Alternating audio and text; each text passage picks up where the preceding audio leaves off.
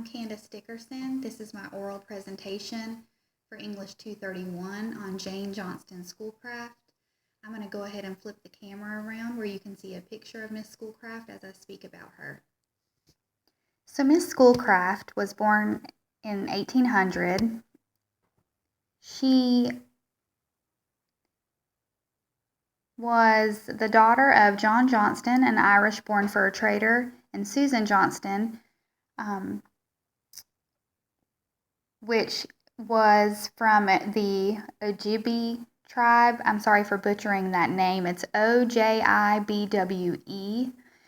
Jane's given name for that tribe, which I won't go ahead and try to say, but it is on your information that I attached to this presentation. But what her name meant was woman of the sound the stars make rushing through the sky.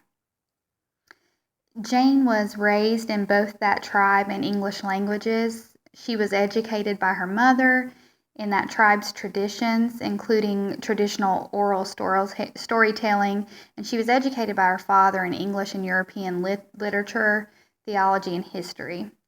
She also spoke French, English, and also her native tribe language. Jane lived in Sault Ste. Marie, which is now the state of Michigan.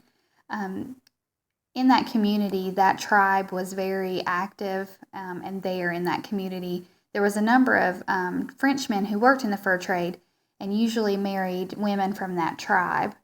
There was no English speakers besides Jane's father and siblings and the occasional British fur trader passing through. In 1822, Jane's life changed with the arrival of the federal troops and a specific federal Indian agent. His name was Henry Rose Schoolcraft, which was later her husband. They had 4 children, 2 of which survived to adulthood.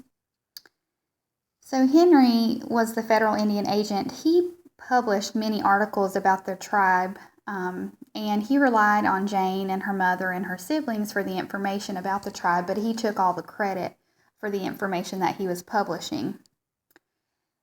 Jane set many precedents for her time. She was the first known American Indian literary writer, and by some measures, she was the first known Indian poet. She was the first poet to write in both Native American language and her traditional language and Indian stories. So basically, she was the first bilingual poet. She moved between the 2 cultures, but she never forgot her Indian culture and what her name meant, as well as her beliefs. And she dedicated herself into preserving her people's cultural contributions. There were some things that really troubled Jane. One thing is her husband moved the family to a different area, and so Jane really missed her mother and her home at the Sault. At that time, she was prescribed some medication, like some opiates and some other medications to help with that depression.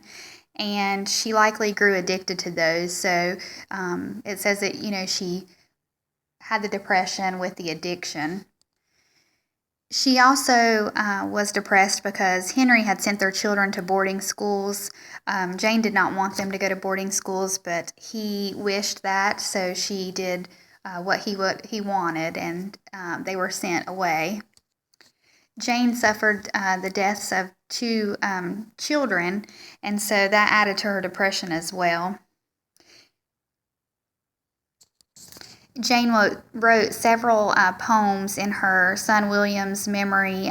He was the 2-year-old that she lost that died suddenly, and she wrote several poems, including Sweet Willie.